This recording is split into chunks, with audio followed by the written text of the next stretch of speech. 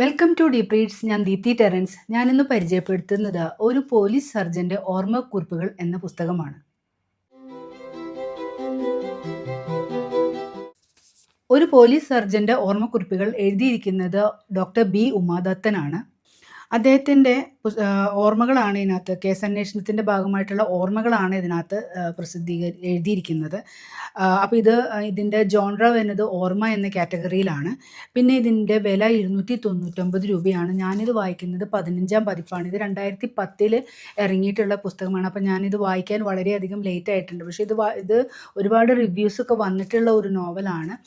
വളരെ നല്ല ഒരു പുസ്തകമാണ് നമുക്കിത് വായിക്കാനായിട്ട്.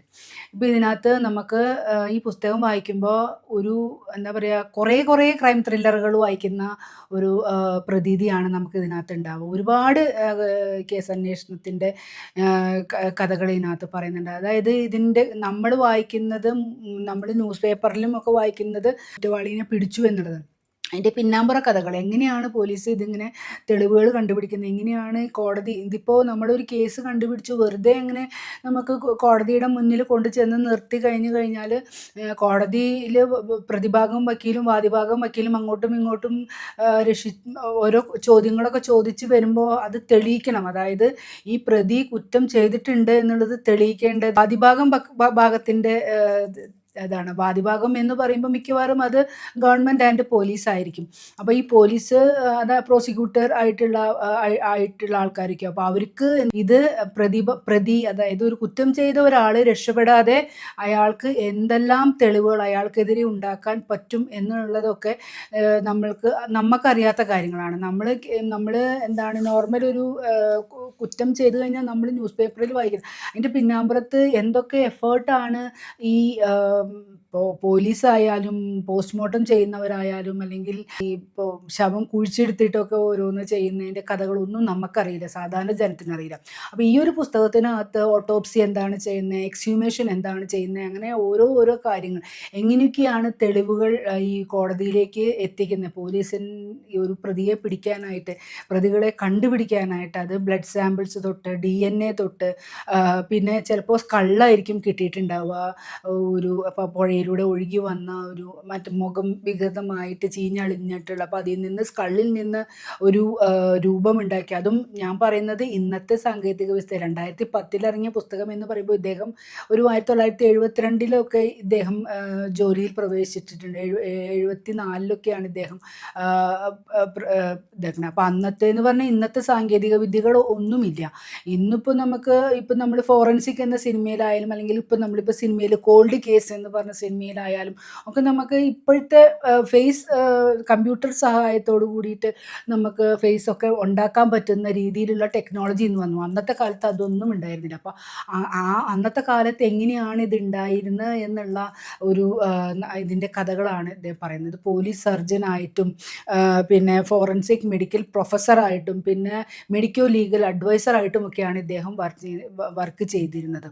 അപ്പോൾ അങ്ങനെ 73 വയസ്സിലാണ് ഇദ്ദേഹം നിര്യാതനായിട്ടുള്ളത്. അതുവരെ ഇദ്ദേഹത്തിൻ്റെ ഒരു സുത്യർഹമായിട്ടുള്ള ഒരു ജീവിത കാലഘട്ടമാണ് പറഞ്ഞത്. ഈ പുസ്തകം മാത്രമല്ല, വേറൊരു ഇതുപോലെ തന്നെ ഓർമ്മക്കുറിപ്പ്, കേരളത്തിലെ കുറ്റാന്വേഷണങ്ങൾ എന്ന് പറഞ്ഞിട്ടുള്ള ഒരു പുസ്തകം കൂടിയുണ്ട്. അപ്പോൾ അതും കൂടിയും വായിക്കണം എന്നുള്ളതാണ് എൻ്റെ ഒരു ആഗ്രഹം. അപ്പോൾ അതിനകത്തും ഇതുപോലെ നമ്മൾ ഒരുപാട് ത്രില്ലറുകൾ വായിക്കുന്ന ഒരു എഫക്റ്റോട് കൂടിയിട്ട് നമുക്ക് വായിച്ചെടുക്കാനായിട്ട് സാധിക്കുന്ന ഒരു പുസ്തകമാണ് ഒരു പോലീസ് സർജൻ്റെ ഓർമ്മക്കുറിപ്പുകൾ. നമുക്ക് ഒരുപാട് കാര്യങ്ങളെ പറ്റിയിട്ട് നമുക്ക് അറിവുകൾ ലഭിക്കും. ഇപ്പോൾ ചില കേസുകളിൽ ഇപ്പോൾ നമ്മൾ പറയലോ ആത്മഹത്യയാണോ കൊലപാതകമാണോ എന്നുള്ള ഒരു സംശയങ്ങൾ. അപ്പോൾ ഇതിനകത്ത് ഉദാഹരണമായിട്ട് പറയുന്നുണ്ട്, അതായത് നമ്മൾ സെൽഫ് ഇഞ്ചുറി നമ്മൾ നടത്തിയിട്ട് ആത്മഹത്യ ചെയ്യുന്ന, അപ്പോൾ ആ ഇഞ്ചുറി നമ്മളെ തന്നെ കുത്തുമ്പോൾ ഉണ്ടാവുന്ന, അതിപ്പോൾ എന്താണ് കത്തി കൊണ്ടായാലും നമ്മൾ ചെയ്യുമ്പോൾ അതിൻ്റെ ഒരു പാറ്റേൺ ഒക്കെ ഉണ്ട്. അപ്പോൾ അതിപ്പോൾ അത് ഇടത് കൈയനായാലും വലത് കൈയനായാലും അതിന് വരുന്ന ഒരു മാർക്കിംഗ് ഒക്കെ ഉണ്ട്. അതെങ്ങനെയായിരിക്കും, അതിലുള്ള മുറിവുകളുടെ രീതി എങ്ങനെയാണ് എന്നൊക്കെ ഇദ്ദേഹം ഇതിനകത്ത് വിവരിച്ചെഴുതുന്നുണ്ട്. പിന്നെ ഇതിനകത്ത് ഒരുപാട് വിവാദമായിട്ടുള്ള കേസുകൾ പറയുന്നുണ്ട്. പാനൂർ സോമൻ കേസ്, ഇതൊക്കെ ഒരു 84 ഉണ്ടായ ഒരു കേസാണ് പാനൂർ സോമൻ കേസ്. പിന്നെ സുകുമാരക്കുറുപ്പിൻ്റെ കേസ്, പിന്നെ നമ്മളുടെ റിപ്പർ ചന്ദ്ര, അയാളുടെ കേസ് പറയുന്നുണ്ട്. പിന്നെ ഒരു പോളക്കുളം പീതാംബരൻ എന്ന് പറഞ്ഞിട്ടുള്ള ഒരു കേസ്. അപ്പോൾ അതൊക്കെ വിവാദമായിട്ടുള്ളതാണ്. അതിൽ ആത്മഹത്യ എന്നുള്ളത് ചിലപ്പോൾ കൊലപാതകമായിട്ട് വരാം, ചിലപ്പോൾ കൊലപാതകമാണെന്ന് നമ്മൾ പോലീസ് വിധി എഴുതിയത് ചിലപ്പോൾ അത് ആത്മഹത്യയായിട്ട് മാറാം. അങ്ങനെ ഒരുപാട് കേസുകളുടെ ചിലപ്പോൾ അങ്ങോട്ടും ഇങ്ങോട്ടും ഒക്കെ മാറി മറിഞ്ഞ് വരുന്ന ഒരുപാട് കേസുകളുടെ കാര്യങ്ങൾ അദ്ദേഹം പറയുന്നുണ്ട്. പിന്നെ സുകുമാരക്കുറുപ്പിൻ്റെ ഇതിൽ എന്ന് പറഞ്ഞു കഴിഞ്ഞാൽ മുഖം കത്തിക്കരിഞ്ഞിട്ടാണ് ആ ചാക്കോ എന്ന് പറഞ്ഞിട്ടുള്ള ആളിനെ ആ കാറിൻ്റെ ഉള്ളിൽ നിന്ന് കിട്ടുന്നത്. അപ്പോൾ ആ ചാക്കോ ഇത് മരിച്ചത് ചാക്കോ ആണെന്ന് കോടതിയിൽ തെളിയിക്കാനായിട്ട് ഞാൻ നേരത്തെ പറഞ്ഞ പോലെ സ്കള്ളിൽ നിന്ന് രൂപമുണ്ടാക്കി, അതായത് അയാളുടെ പാസ്പോർട്ട് സൈറ്റ് ഫോട്ടോ ഒക്കെ എടുത്ത് വെച്ചിട്ട് അയാളുടെ മുഖം സ്കൾപ്ചർ ചെയ്തിട്ട് അത് എടുക്കുന്നതും, പിന്നെ അദ്ദേഹത്തിൻ്റെ കാല് വേറൊരു കേസിൽ കാല് ഇതായിട്ട് അപ്പോൾ ആ കാല് ഉണ്ടാക്കി ആ ചെരുപ്പ് ഇട്ട് നോക്കുമ്പോൾ കറക്റ്റ് ആവും. അങ്ങനെ കോടതിയിൽ അത് തള്ളിക്കളയാനായിട്ട്, അതായത് പ്രതി രക്ഷപ്പെടാതിരിക്കാനായിട്ട് ഉള്ള ഒരുപാട് തെളിവുകൾ ഇവരുണ്ടാക്കുന്നത് എങ്ങനെയാണെന്നൊക്കെയാണ് ഇതിനകത്ത് പറഞ്ഞിരിക്കുന്നത്. ഇപ്പോൾ റിപ്പറിൻ്റെ എന്ന് പറഞ്ഞു കഴിഞ്ഞാൽ ഒരു തെളിവും ഇല്ലാത്ത ഒരു ആയിരുന്നു. തലയ്ക്കടിച്ച് കൊല്ലുക, ജനൽ കമ്പി വളച്ച. പക്ഷേ ആ ജനൽ കമ്പിയിൽ നിന്ന് ഈ ശരീരത്തിൽ നിന്നുണ്ടാകുന്ന രോമങ്ങളും ഒക്കെ സ്കിന്നും ഒക്കെ കളക്ട് ചെയ്ത് ശേഖരിച്ച് ഇദ്ദേഹം വച്ചിരുന്നത് കൊണ്ടാണ് വേറൊരു കേസിൽ ഈ റിപ്പർ വേറൊരു മൈസൂരിലോ ഒക്കെ അപകടത്തിൽ പിടിച്ചപ്പോൾ ആ കേസും ഈ കേസും ഏകദേശം സാമ്യമുണ്ട് എന്ന് വിചാരിച്ചിട്ട് അത് താരതമ്യം ചെയ്ത് നോക്കിയപ്പോഴാണ് ഈ കേസുകളെല്ലാം റിപ്പർ. പിന്നെ കുറ്റം ചെയ്ത് ഓരോ കേസുമായിട്ട് ഈ റിപ്പർ ഇന്നത് കാര്യങ്ങൾ ചെയ്തു എന്നുള്ളത് ഭയങ്കര ഏതാണ്ട് ഒരു ഫയലിലും സൂക്ഷിക്കുന്ന പോലെ, നമ്മളൊരു ഹാർഡ് ഡ്രൈവിലൊക്കെ സൂക്ഷിക്കുന്ന വിവരങ്ങൾ പോലെ എല്ലാം റിപ്പർ പറഞ്ഞു എന്നാണ് പറയുന്നത്. അപ്പോൾ അതിനകത്ത് ഇദ്ദേഹം ഇത് സൂക്ഷിച്ചു വെച്ചിരുന്നുകൊണ്ട്, ഈ കമ്പിയിൽ നിന്ന് ഇതൊക്കെ കിട്ടുന്ന തെളിവുകൾ ഇദ്ദേഹം ക്രോഡീകരിച്ചൊക്കെ സൂക്ഷിച്ചു വെച്ചതുകൊണ്ടാണ് നമുക്ക് ആ കേസ് കണക്ട് ചെയ്യാനൊക്കെ പറ്റിയത്. പക്ഷേ അതിനകത്ത് റിപ്പറിൻ്റെ ഇതിനകത്ത് ഇദ്ദേഹം എഴുതുന്നത് എന്ത് പറഞ്ഞു കഴിഞ്ഞാൽ കാലും ക്യാൻസർ വന്നിട്ട് അദ്ദേഹം തൂങ്ങി മരിക്കുകയാണ് ഉണ്ടായത് എന്ന് പറയുന്നുണ്ട് ഈ റിപ്പർ. പിന്നെ ഇതിനകത്ത് ഈ സുകുമാരക്കുറുപ്പിൻ്റെ, അതായത് ഈ ചാക്കോയുടെ മരണം എന്ന് പറഞ്ഞിട്ട് പറയുന്നുണ്ട് എന്താ പറയുക, ഒരു അധികമായിട്ടുള്ള ഒരു മോഹം, ഇൻഷുറൻസ് തുക കിട്ടാനായിട്ടുള്ള ഒരു അതിമോഹം 2 കുടുംബങ്ങളിലാണ് ഇല്ലാതെയാക്കി. ഇപ്പോൾ ചാക്കോയുടെ ഭാര്യ തങ്കമണി അന്ന് പ്രഗ്നൻ്റ് ആയിരുന്നു. അപ്പോൾ ആ കുഞ്ഞ് അച്ഛനില്ലാതെയാണ് വലുതായി വന്നത്. ഇത്രയും ഒക്കെ ഉണ്ടായി, കാശും ഇതൊക്കെ ഉണ്ടായിട്ടും സരസമ്മയുടെ കുട്ടികളും അതായത് സുകുമാരക്കുറുപ്പിൻ്റെ ഭാര്യ സരസമ്മയും കുട്ടികളും അതും അച്ഛനില്ലാതെ വന്നു. അപ്പോൾ ഒരാളുടെ അതിമോഹം കാരണം ഉണ്ടായ ഒരു വിപത്താണ് അത് എന്ന് പറയുന്നുണ്ട്. അപ്പോൾ ആ വണ്ടത്താനം ഭാഗത്ത് ഒരു വീട് അന്ന് ഇദ്ദേഹം യാത്ര ചെയ്യുമ്പോൾ കാണുമ്പോൾ, സുകുമാരക്കുറുപ്പിൻ്റെ പണി കഴിയാത്ത വീട് കാണുമ്പോൾ ഇദ്ദേഹത്തിനൊരു വിഷമം തോന്നും. കാരണം ഒന്നിനും ഇല്ലാതെയായി പോയില്ലോ എന്നുള്ള ഒരു ചിന്തയാണ്. പിന്നെ ഇതിനകത്ത് ഇദ്ദേഹം പറയുന്ന ഒരു അനുഭവമാണ് റിപ്പറിൻ്റെ കൊലപാതകത്തിന് ശേഷം പറയുന്നുണ്ട്. അദ്ദേഹത്തിൻ്റെ വീട്ടിൽ ഒരു അലഞ്ഞു തിരിഞ്ഞ് നടക്കുന്ന ഒരു തമിഴ് പയ്യൻ പണി അന്വേഷിച്ചിട്ട് വേണമെന്ന് പറഞ്ഞപ്പോൾ ഇദ്ദേഹത്തിൻ്റെ വീട്ടിൽ, അതായത് ഇദ്ദേഹത്തിൻ്റെ മക്കളുടെയൊക്കെ ഒരു പ്രായമുള്ള ആളാണ്, അപ്പോൾ വീട്ടിൽ കൊണ്ടുവന്നു. അങ്ങനെ ഭാര്യയൊക്കെ ഭയങ്കര, ഗണേശൻ എന്നാണ് പേര്, അപ്പോൾ ഭയങ്കര സ്നേഹത്തോട് കൂടിയിട്ട് അവർക്കൊക്കെ എല്ലാവർക്കും പഴയ ഷർട്ടും കാര്യങ്ങളൊക്കെ ഇട്ട് സ്വന്തം മക്കളെ പോലെ തന്നെയാണ് ഭാര്യയും ഈ ഉമാദത്തനുമൊക്കെ സ്നേഹിച്ചിരുന്നത് എന്ന് പറയുന്നുണ്ട്. അപ്പോൾ അവരങ്ങനെ 8 ഒരാഴ്ച കഴിഞ്ഞപ്പോൾ ഭയങ്കര സ്നേഹവും ഭയങ്കര മിംഗ്ലിംഗ് ഒക്കെ, എല്ലാവരും ഭയങ്കര ഇതായിട്ട് കുറച്ച് നാൾ കഴിഞ്ഞപ്പോൾ ഈ ഗണേശനെ കാണുവാനില്ല. അങ്ങനെ അങ്ങനെ കേസ് അന്വേഷിച്ച് പിടിച്ചപ്പോൾ ഗണേശൻ്റെ പിന്നിലെ സത്യം, ഗണേശൻ്റെ ശരിയായ പേര് മുത്തു എന്നാണ്. അയാൾ തിരുനെൽവേലിക്കാരനാണ്. അപ്പോൾ അതൊരു ഒരു തിരുട്ട് ഗ്രാമത്തിലെ ഒരു അംഗം തന്നെയാണ്. അപ്പോൾ ഓരോ വീട്ടിലും ചെന്ന് ഇതുപോലെ സ്നേഹവും ഒക്കെ അഭിനയിച്ച് ആ വീട്ടിൽ സ്ത്രീകളുടെയൊക്കെ കഥാപാത്രമായി മാറും. അപ്പോൾ പണ്ട് കാലത്ത് സ്ത്രീകൾ താലിച്ചെയിനും അല്ലെങ്കിൽ വള, അങ്ങനത്തെ സ്വർണ്ണാഭരണങ്ങളൊക്കെ ഉണ്ടല്ലോ നമ്മുടെ അത് നമ്മൾ കുളിക്കുന്നതിന് മുമ്പ് നമ്മൾ പുറത്ത് ഊരി വെച്ചിട്ടാണ് നമ്മൾ കുളിക്കുക. അത് കഴിഞ്ഞിട്ട് തിരിച്ച് വന്നിട്ടാണ് നമ്മളത് ഇടുക. പണ്ട് കാലത്തുള്ള, ഇപ്പോഴും ഉണ്ടോയെന്ന് എനിക്കറിയില്ല. അപ്പോൾ അങ്ങനെയാണ് കുളിച്ചിരുന്നത്. അപ്പോൾ ആ സ്വർണ്ണാഭരണങ്ങളും അല്ലെങ്കിൽ അങ്ങനത്തെ സാധനങ്ങളും കട്ടെടുത്തിട്ട് തിരിച്ച് സ്വന്തം അച്ഛൻ്റെ കയ്യിൽ ഇത് കൊണ്ടുവന്ന് കൊടുക്കും. അപ്പോൾ ഇത് ഇദ്ദേഹം ആരുമില്ല, അച്ഛൻ വേറെ വിവാഹം കഴിച്ചു, രണ്ടാനമ്മയുടെ ശല്യം കാരണം വീട്ടിൽ നിന്ന് ഇറങ്ങിപ്പോകുന്ന കഥയാണ് എല്ലായിടത്തും ഈ മുത്തു പറയുക. അപ്പോൾ ഈ അമ്മമാർക്ക് അങ്ങനെ രണ്ടാനമ്മയുടെ എന്താ പറയുക ഉപദ്രവം കാരണം വീട് വിട്ട് പോയവനോട് അവർക്കൊരു അമ്മ സ്നേഹവും ഉണ്ടാവുമല്ലോ. അപ്പം അങ്ങനെയൊക്കെയുള്ള ഒരു കഥാപാത്രമായിട്ടാണ് മുത്തു എന്ന് പറഞ്ഞ കഥാപാത്രം സ്വന്തം വീട്ടിൽ തന്നെ ഉണ്ടായി എന്നുള്ളതാണ് ഇദ്ദേഹം പറഞ്ഞ ഒരു അനുഭവക്കുറിപ്പ്.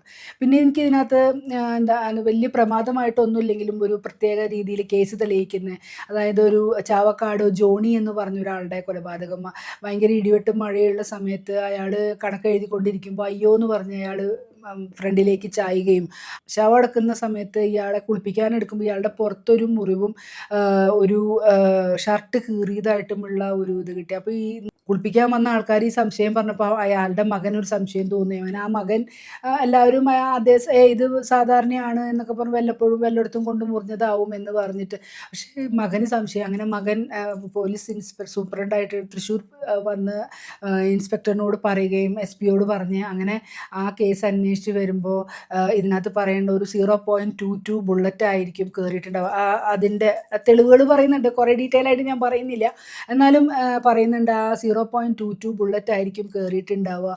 അപ്പോൾ അതെങ്ങനെയാണ് കേസ് മീൻസ് എവിടെ നിന്നായിരിക്കും വെടി വെച്ചിട്ടുണ്ടാവും. അപ്പോൾ ആളുടെ കടയിൽ നിന്നാവില്ല, രണ്ട് വശത്ത് റോഡുള്ള ഒരു കടയാണ്. അപ്പോൾ എതിർവശത്ത് ഓപ്പോസിറ്റ് ആയിട്ടുള്ള നിന്നിട്ടുള്ള ആരെങ്കിലും ആയിരിക്കും. അപ്പോൾ മഴ പെയ്തതുകൊണ്ട് ആരും അങ്ങോട്ടും ഇങ്ങോട്ടും ശ്രദ്ധിച്ചില്ല. അപ്പോൾ ഈ വെടി പൊട്ടുന്ന സൗണ്ട് കേട്ടപ്പോൾ അത് ഇടിവെട്ടാണെന്ന് വിചാരിച്ചു. അങ്ങനെ ഈ ആ എതിർവശത്തുള്ള കടയിലുള്ള ആൾക്കാരെയും കൊണ്ട് വെടിവെക്കാൻ പരിശീലിക്കുന്ന സ്ഥലത്ത് പോയിട്ട് ഇവരത് കുറേ തരം തോക്കുകളുടെ സൗണ്ട് ഈ കേട്ട ആൾക്കാരെ, അതായത് ഈ സംശയാസ്പദമായിട്ട് ഈ ഇടിവെട്ടി ഇത് സൗണ്ടാണ് എന്ന് പറഞ്ഞ ആൾക്കാരെ കൊണ്ടുപോയി കേൾപ്പിച്ചു കൊടുക്കുമ്പോൾ ഈ 0.22ൻ്റെ ബുള്ളറ്റ് മീൻസ് ആ തോക്ക് വെടിവെക്കുന്ന സൗണ്ട് കേട്ടപ്പോൾ അവർ പറഞ്ഞു ഈ സൗണ്ടാണ് ഞങ്ങൾ കേട്ടത് എന്ന് പറയുമ്പോൾ, അപ്പോൾ അവർക്ക് ഉറപ്പിക്കുകയാണ് 0.22. പക്ഷേ ഈ ശരീരത്തിൽ എന്താണ് ആ ബുള്ളറ്റ് കണ്ടെടുക്കണം, ആ ബുള്ളറ്റ് എവിടെ പോയി എന്നുള്ളത് ആർക്കും അറിയില്ല. അങ്ങനെയാണ് വീണ്ടും ഇവർ ആ ശവക്കോട്ടയിൽ നിന്ന് അത് എടുത്ത് ഡെഡ് ബോഡി എടുത്ത് അത് ഇതാക്കി. അപ്പോൾ ഇവർ ഓരോ ഭാഗത്തും വലിയ പ്രതീക്ഷയൊന്നുമില്ല ഈ കേസ് 0.22ൻ്റെ ബുള്ളറ്റ് ഈ ശരീരത്തിൽ നിന്ന് കിട്ടുമെന്ന് ഇവർക്ക് വലിയ പ്രതീക്ഷയൊന്നുമില്ല. പക്ഷെ എന്നാലും ഇവർ ശ്രമിക്കുകയാണ്. അവസാനം ലങ്സിൻ്റെ ഉള്ളിൽ നിന്നാണ് അത് കിട്ടുന്നത്. അങ്ങനെ ഇതാർക്കാണ് ഇയാൾ മരിച്ചതുകൊണ്ട് ഗുണമുള്ളത് എന്നുള്ള അന്വേഷിച്ചു. അങ്ങനെയാണ് ആ പ്രതിയെ കണ്ടുപിടിച്ചത്. അപ്പോൾ ആരും അറിയാത്ത ഒരു ചെറിയൊരു അടയാളത്തിൽ നിന്നാണ് ആ ജോണി എന്ന് പറഞ്ഞ ഒരാളുടെ മരണം.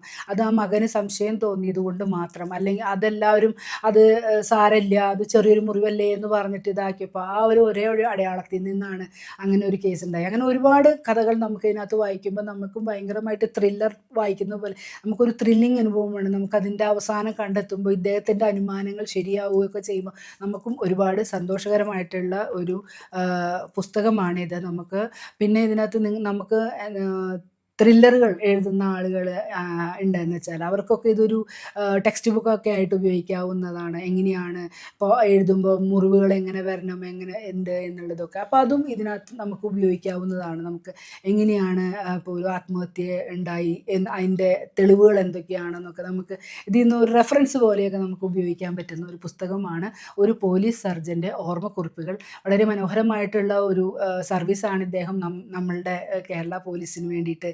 അത് കാരണം MBBS കഴിഞ്ഞിട്ട് ആർക്കും ഇഷ്ടമില്ലാത്ത ഒരു പ്രൊഫഷനാണ് ഈ ഫോറൻസിക് എന്ന് പറഞ്ഞു കഴിഞ്ഞാൽ.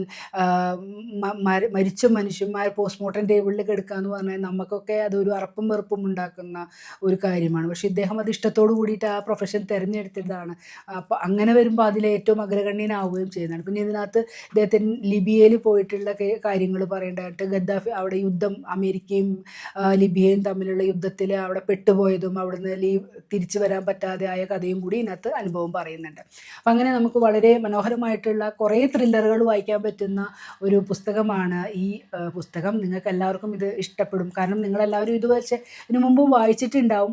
അപ്പം ഞാൻ ഒന്നുകൂടി ഓർമ്മിപ്പിക്കുകയാണ്, ഒരു പോലീസ് സർജൻ്റെ ഓർമ്മക്കുറിപ്പുകൾ. അപ്പോൾ അടുത്തൊരു പുസ്തകവുമായിട്ട് വരുന്നത് വരേക്ക് എല്ലാവർക്കും നന്ദി, നമസ്കാരം.